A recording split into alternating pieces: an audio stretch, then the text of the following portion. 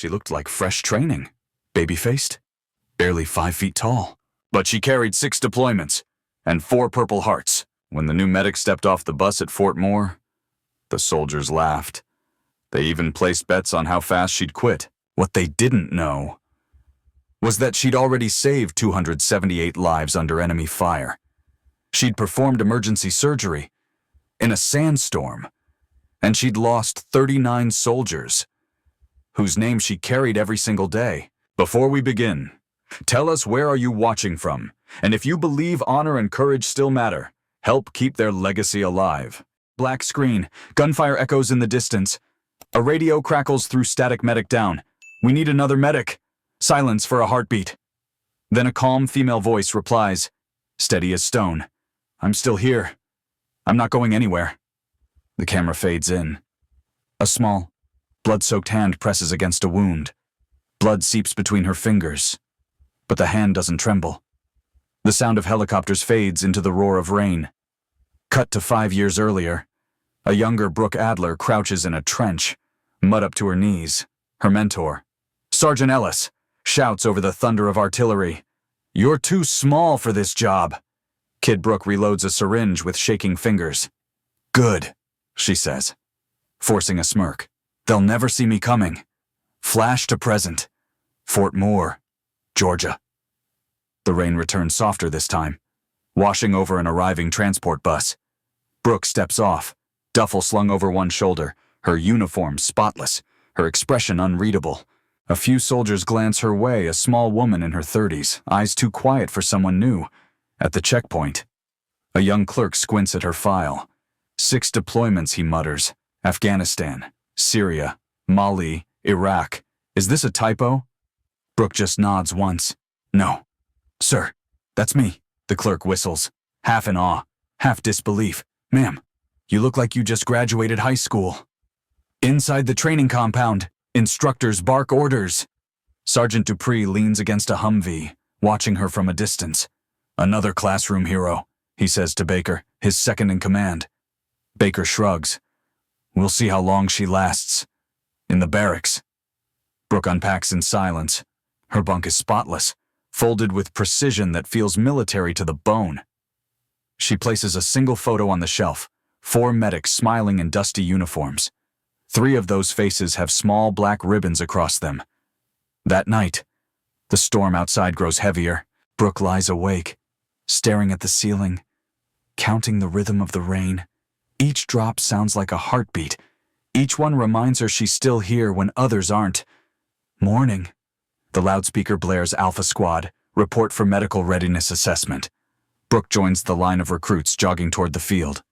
Doctor, Amelia Rhodes commanding. Sharp, mid-40s, studies her as she approaches. Adler, Captain, correct, yes. Ma'am. Combat medic background. Brooke nods. Rhodes eyes her boots, perfectly clean despite the mud. We'll see if that translates outside theory. The whistle blows.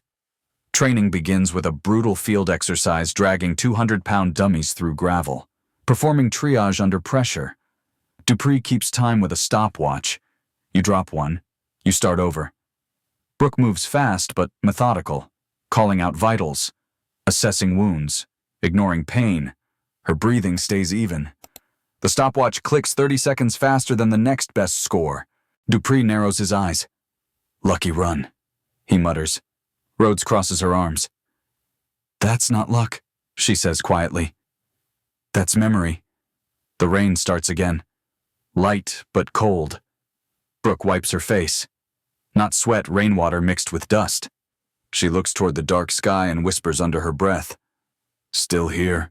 In the distance. Thunder rolls, or maybe it's something else." The base alarm sounds. Faint at first, then rising. Every head turns toward the airfield. Smoke curls upward from beyond the hills. "Doctor!" Rhodes shouts. "Emergency drill. All medics, on standby." Brooke's hand tightens around her bag. Her eyes narrow, not fear, but focus. The voice from the radio echoes faintly in her memory. "Medic down. We need another medic. This time, she's already moving before anyone else." The cafeteria buzzed with chatter and laughter. Steam rose from metal trays, and boots scraped across the floor. Brooke sat alone at the corner table, quietly eating, her posture straight, her tray perfectly arranged. At the next table, Sergeant Dupree leaned back in his chair, watching her.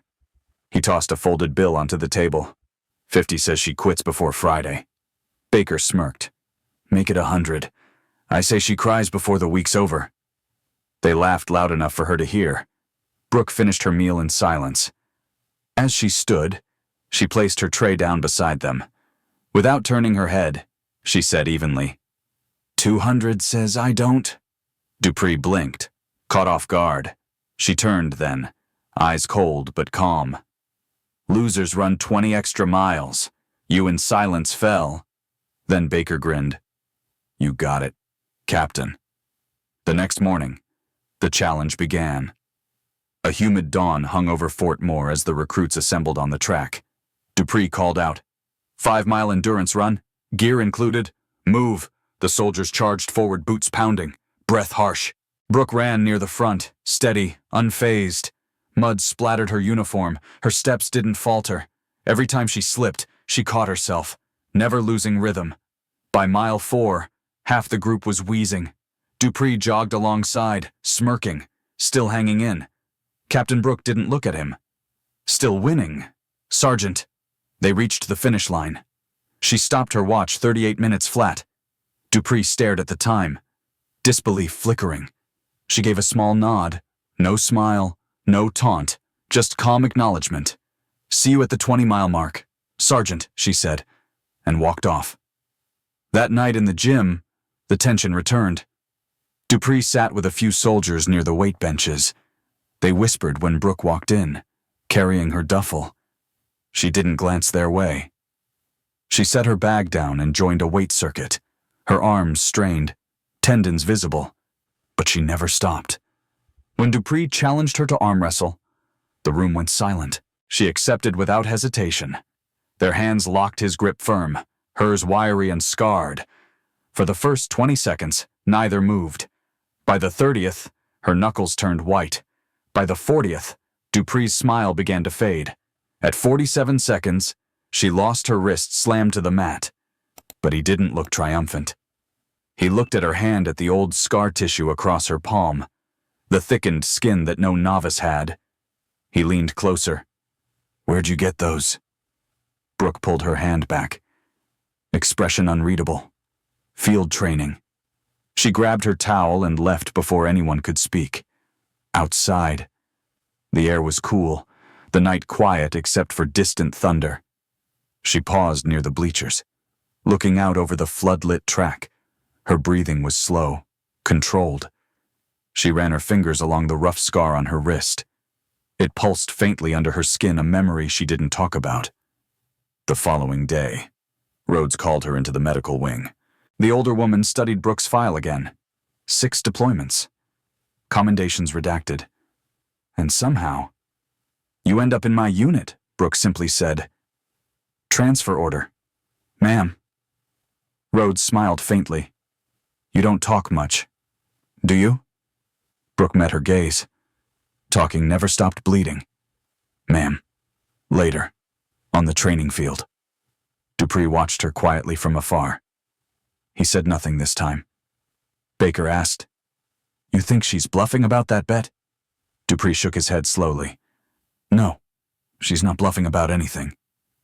As the sun set, Brooke jogged alone, sweat shining against her skin. Each lap was silent but deliberate, measured, precise. In the distance, lightning flickered, echoing the rhythm of her footsteps.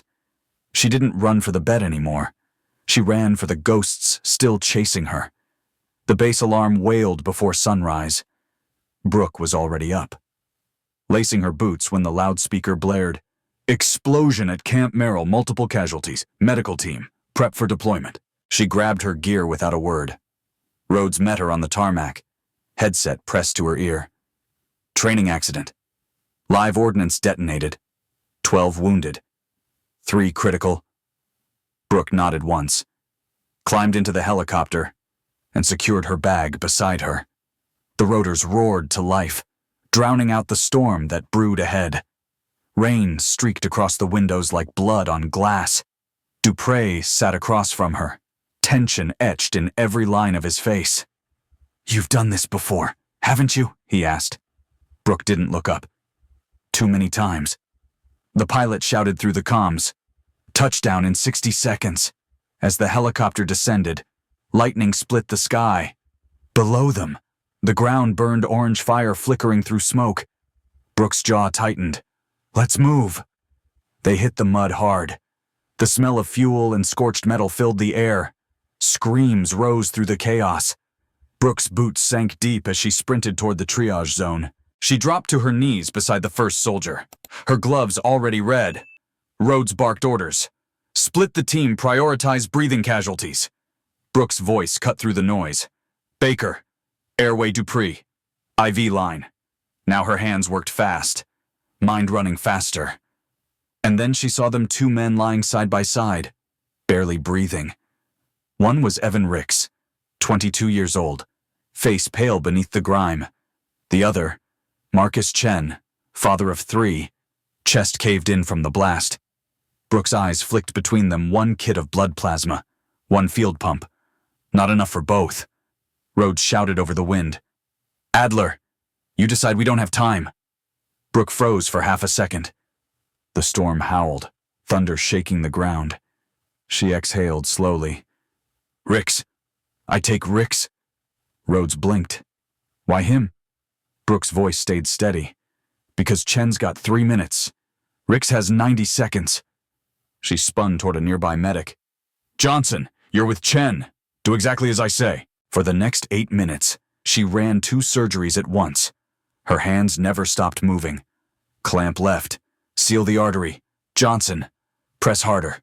Don't lose him. Lightning flashed their faces pale blue under the sky's violent light. Dupree shouted. "We're losing pressure," Brooke barked. Switch lines clamp again, then a heartbeat on Ricks's monitor. Seconds later, another on Chen's, both alive. Brooke's shoulders slumped, a single tremor of relief escaping her. The wind picked up again, fierce and cold. Rhodes knelt beside her, noticing the blood dripping down Brooke's side. "Adler, you're bleeding." Brooke pressed a hand over her ribs, voice flat. "Not the first time. Won't be the last." They lifted the stretchers toward the chopper. Brooke climbed in last, rain pouring down her face like tears she didn't show. Inside, Rick stirred, barely conscious. His voice was weak, slurred. "Did we make it?" Brooke leaned closer, hand steady on his shoulder. "You did." The helicopter rose into the storm, light slicing through the rain. Dupree stared at Brooke, soaked, pale and unshaken. He muttered under his breath, "She's no rookie." Rhodes looked at him, eyes still on Brooke. "No," she said quietly. "She's what keeps rookies alive." As the engines thundered, Brooke stared out at the burning fields below. The storm raged on, but her mind was still. 2 men lived, and once again, she survived just long enough to save them. The next morning, Fort Moore buzzed with talk of what happened at Camp Merrill. 2 soldiers had survived when every calculation said they wouldn't, and the name everyone whispered wasn't Rhodes or Dupree, it was Brooke Adler. Brooke sat in the infirmary, stitches fresh along her ribs. She hadn't said a word since the helicopter landed. Her uniform, still muddy, hung on the chair beside her. When Rhodes walked in, Brooke was already lacing her boots. "You're supposed to be resting," Rhodes said. Brooke didn't look up. "Resting doesn't keep anyone alive." The doctor sighed, crossing her arms. "2 men survived because of you. You could at least acknowledge that." Brooke's tone stayed flat. "They were lucky." Rhodes studied her for a long moment. Then she dropped a folder onto the bed, one with a red classified stamp across the top. "Your file. Half of it is sealed, the rest makes no sense. 5 purple hearts, 3 silver stars, yet no unit listed." Care to explain? Brooke froze. Her eyes stayed on the floor, but her jaw tightened. Some things are better left in the sand. Rhodes pulled a chair, sitting opposite. "Not anymore," she said quietly. "If I'm supposed to lead you, I need to know who I'm leading." Brooke took a slow breath. Her voice lowered. "Kabul, 2016. I was 19. I wasn't supposed to be there. Wrong transfer. Wrong tent. We got hit before sunrise. No warning. Her words grew distant, like she was describing someone else's life. A fighter burst into the med tent. I had a scalpel. Nothing else. I used it. He didn't get up again. She looked down at her hands, flexing her fingers as if the blade was still there. They said I saved everyone in that tent, but I still only saw the one I didn't. Silence filled the room. Rhodes didn't interrupt. Brooke continued, voice trembling for the first time. Helmand, 2020, Lieutenant Sarah Morgan, my partner. We were surrounded, 5 wounded, 1 beyond saving. She grabbed my arm and said, "Don't waste time on me." I told her I could do both. She smiled, said, "No, you can't, and you know it." Brooke's eyes glistened, but no tears fell. I made the call. I left her. Saved 4 others. 30 seconds later, she was gone. Rhodes's voice softened. That's why you count. Isn't it 39 lost? 278 saved. Brooke looked up sharply. How do you know that number? Rhodes nodded toward the small notebook Brooke carried everywhere. I've seen you write it after every mission. Brooke exhaled, almost a whisper. The numbers keep me honest. They remind me no life is free. Rhodes leaned forward. You're not haunted. Brooke, you're carrying proof. Brooke shook her head slowly. No, ghosts. They don't leave, they just get quieter. The doctor stood, resting a hand on her shoulder. Well, maybe it's time they learn to rest too. As Rhodes left, Brooke opened the notebook again. 39 names neatly written, perfectly spaced. She paused at one Sarah Morgan. Her thumb brushed the ink. I'm still trying, she whispered. Outside. Rain started to fall again. Brooke watched it through the window, heavy, relentless, cleansing. Her reflection stared back at her, tired but unbroken. In the background, a loudspeaker called Training Phase 2 begins at 0700 hours. Brooke closed the notebook, tucking it into her jacket. The ghosts could wait. Duty couldn't. The training hangar was packed. Rows of recruits lined up under bright floodlights, their uniforms crisp, eyes sharp. A 3-star general sat in the front row, arms folded, watching everything. Brooke stood at the center of the floor beside a medical dummy. She spoke clearly, her tone steady. Today we're covering advanced trauma intervention chest seals, pressure management, and cardiac response. Her words echoed off the metal walls, confident but calm. Dupree and Baker stood to the side, overseeing the recruits. They'd seen her in the field, now they'd see if her method could be taught. Doctor. Rhodes watched from a balcony above, arms crossed, expression unreadable. Brooke's lecture was simple, almost too simple. She focused on rhythm, repetition, breathing the things that keep you from freezing when someone's bleeding out in front of you. A few recruits scribbled notes furiously. Others stared in quiet awe. Now, she said, you'll pair up for practicals. Treat it like it's real. The room filled with motion. Brooke moved among the trainees, correcting technique, adjusting their grip on tourniquets. When one recruit hesitated, she crouched beside him. If your hands shake, focus on the sound of your own breathing. It'll steady you. The session ran smoothly until a sharp gasp cut through the room. Private Torres, a young recruit near the front, had collapsed. For a second, no one moved. Is this part of the drill? Someone whispered. Brooke's eyes snapped toward him. No! She sprinted across the floor, dropping to her knees. Pulse, she barked. A medic trainee checked. None. Brooke's voice turned razor sharp. Then we make one. She began compressions. 30. 2 breaths. The sound of her counting filled the hangar. The recruits stood frozen, watching the rhythm of her arms, the controlled fury behind each movement. 2 minutes passed. Still nothing. Sweat rolled down her temples. Rhodes started forward. Captain, that's enough. Brooke cut her off. Not yet. 5 minutes. Dupree knelt beside her. He's gone. Brooke. She ignored him. Her voice grew hoarse but steady. 4. 5. 6. At 8 minutes. The general rose from his seat. "Call it," he ordered quietly. Brooke's voice cracked but didn't stop. "I don't care if it's been 80. She kept pressing, relentless, her knuckles turning white. "Clear!" She shouted the word like an order. The AED fired. A flash, a thump, then silence. For a long second, nothing. Then Torres coughed, gasping for air. Brooke sat back, chest heaving, her gloves shaking. The recruits burst into shocked murmurs. Rhodes exhaled, hand over her heart.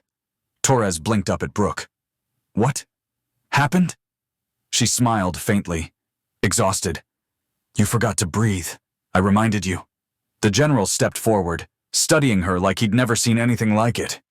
"You ignored my command." Brooke met his gaze without flinching. "Yes, sir." He nodded once. "Good. We need more like you." As the room erupted in applause, Brooke stayed seated beside Torres, her breathing slowed, eyes distant, thoughtful.